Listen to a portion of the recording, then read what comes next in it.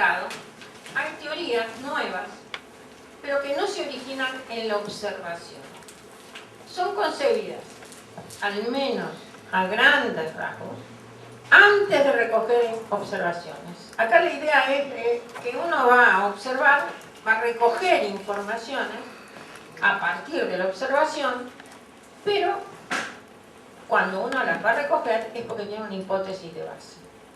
Y con esa hipótesis, con esa idea, que en realidad es lo que dio origen a la discusión de la cual salió este seminario, precisamente, si se puede observar sin teoría.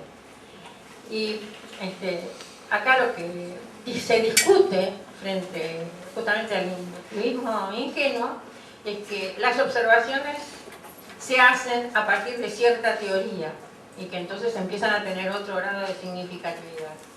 Los datos se recogen porque son significativos para la confirmación o no confirmación de esas ideas. No estamos ni siquiera formulándolas como hipótesis, como una teoría acabada previa, pero sí algunas ideas, que son las que, por eso digo a grandes rasgos, nos podrían conducir a buscar esas observaciones. Nos permitirán corroborar o no la hipótesis o la teoría. Pero los enunciados observacionales están siempre teñidos, justamente es la discusión frente al inductivismo ingenuo, están teñidos de teoría. En consecuencia, son inciertos. Son inciertos porque las teorías son una de las muchas interpretaciones posibles respecto de cómo se comportan los hechos que estamos observando.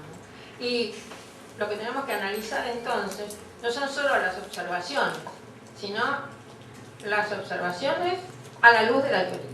En realidad lo que estamos construyendo es una teoría y la observación es una herramienta que nos permite aproximarnos o alejarnos de esa teoría. La conclusión de un razonamiento inductivo nunca es verdadera. A lo sumo puede ser probablemente verdadera.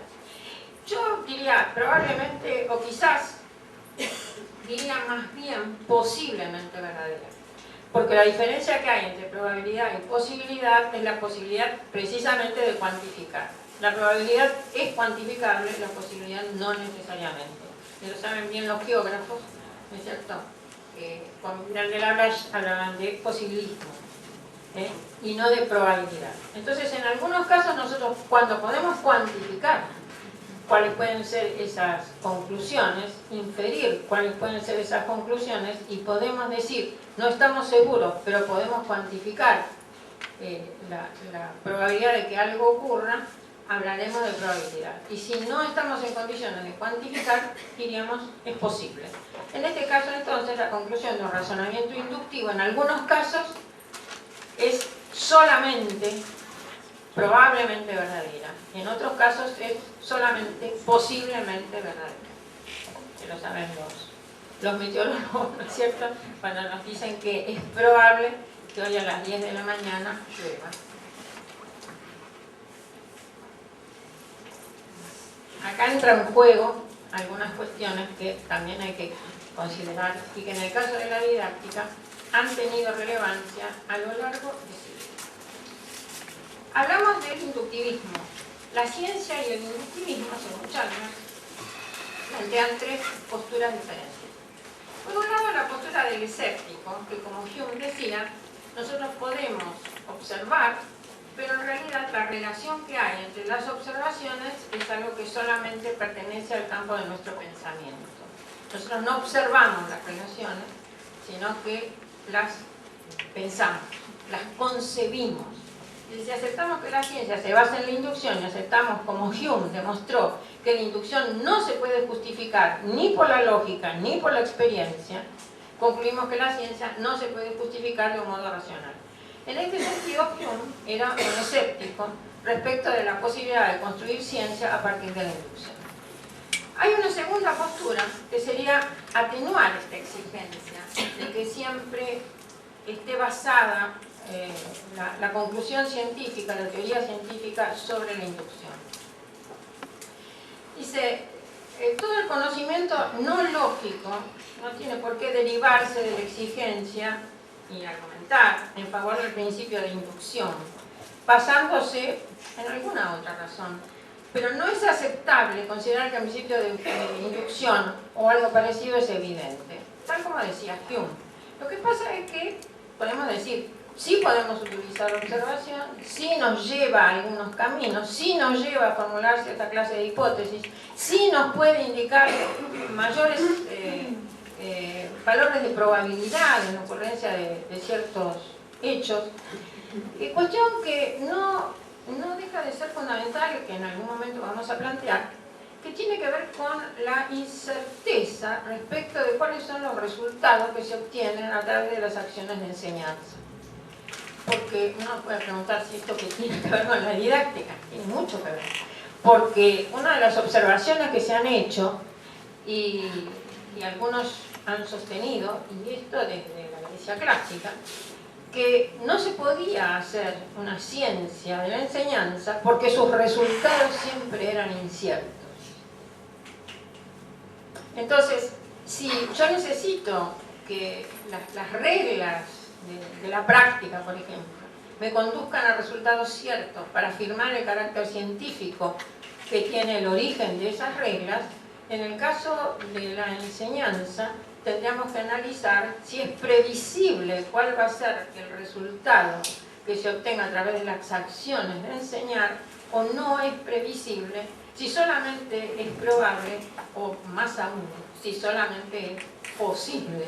Es decir, que nos encontramos en el campo de una muy vieja discusión respecto de cuál es el carácter epistemológico de los discursos didácticos, de los discursos en el campo de la educación. ¿Alguien puede prever realmente qué es lo que va a ocurrir? Y si no puede prever, en ese caso, las reglas de la práctica, ¿qué valor tienen? Así que, se dice, lo que consideramos aceptable depende en gran medida de nuestra educación. ¿Hasta qué punto estamos convencidos? Y vamos a ver que esto, para algunos autores, es el resultado de un conjunto de convenciones respecto de qué es lo que es válido en determinado campo disciplinario y qué es lo que en cambio no es aceptable en ese campo disciplinario. Lo cual, aceptable o no aceptable, puede depender de las épocas, pero también estoy diciendo, depende de las regiones, depende de cuál es el origen geográfico de esas teorías. Estoy insistiendo en el origen geográfico porque, bueno, vamos a decir cuáles son algunos de los debates que hoy fuertemente se están dando. ¿Por qué estoy diciendo que tienen carácter regional? Miren ustedes, la didáctica, como vamos a ver, se originó en Alemania. Como disciplina se originó en Alemania. Y su fundador fue Wolfgang Ratke. En realidad, hay toda una historia de la didáctica alemana y de, bueno, la influencia que ha tenido en la historia de la difusión de las ideas didácticas.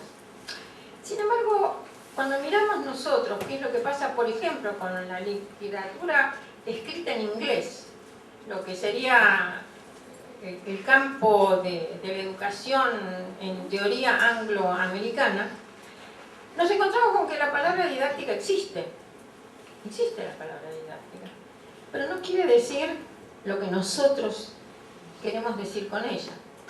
Miren ustedes, cuenta un didacta alemán, Stefan Hoffmann, que estaba almorzando en un congreso con un didacta, con un pedagogo, tendría que decir, americano, Westbury, y cuando estaban hablando de cualquier cosa y estaban terminando su almuerzo, Westbury le miró y le dijo, mire, le voy a hacer una pregunta que a usted le va a parecer muy tonta. ¿Me quiere decir qué quieren decir ustedes cuando dicen didáctica? Porque yo no lo entiendo. Leo lo que ustedes escriben sobre didáctica, pero no lo entiendo.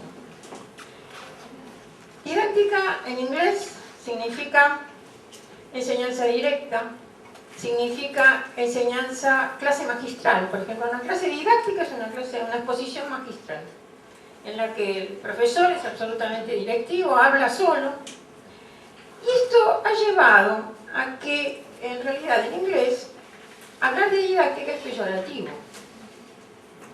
Y entonces no es que está hablando de una disciplina, fíjense, es un adjetivo. La clase didáctica, la pedagogía didáctica, es un peyorativo. Es decir que algo está mal, que algo debe ser rechazable. Nada tiene que ver ese significado con el significado que los alemanes le dan a la didáctica y que nosotros le damos a la didáctica. Cuando un jurado de un concurso dice, por ejemplo, esta clase ha sido didáctica, ¿qué quiere decir? Que ha sido bien enseñada, que se entendió, que estaba bien programada, que los alumnos podían aprender. Si estuviéramos en otro país, tendríamos que preguntar en qué país esa afirmación que la clase ha sido didáctica implica que el profesor ha sido un buen profesor o que al contrario debe ser rechazado. Entonces, esa discusión hoy enorme, terrible, acerca de qué es la didáctica, siempre implica ver quién está hablando de didáctica. Estoy dando un ejemplo, pero que es un ejemplo que ha dado lugar ya a la realización de congresos. A mediados de 1990 ha habido algún congreso en Europa, después se sucedieron reuniones, en donde si uno lee lo que se publica después de esas reuniones, y los actores han publicado mucho sobre ese tema, sobre por qué en inglés no se usa la didáctica, qué quiere decir en inglés la didáctica, por qué no. Al final es muy interesante porque lo que advierte es que no se entienden entre ellos. Han dialogado lo que han llamado el diálogo entre la didáctica y la teoría del currículum. La teoría del currículum es lo que estaría representando el pensamiento angloamericano. Y la didáctica es lo que está representando la corriente que podríamos llamar alemana y escandinava. No se entienden. Es como si hablaran entre ellos en chino.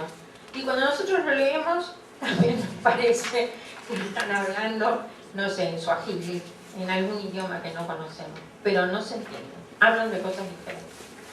Entonces, cuando estamos diciendo desde dónde aparecen esas tradiciones, esas convenciones, casi podemos seguir hablando de programas de investigación científica diferentes que parten de principios básicos, de supuestos básicos distintos, y al mismo tiempo podemos decir que convencionalmente las tradiciones de investigación en términos de Larry Laudan efectivamente muestran que son concepciones diferentes las que se están poniendo en juego.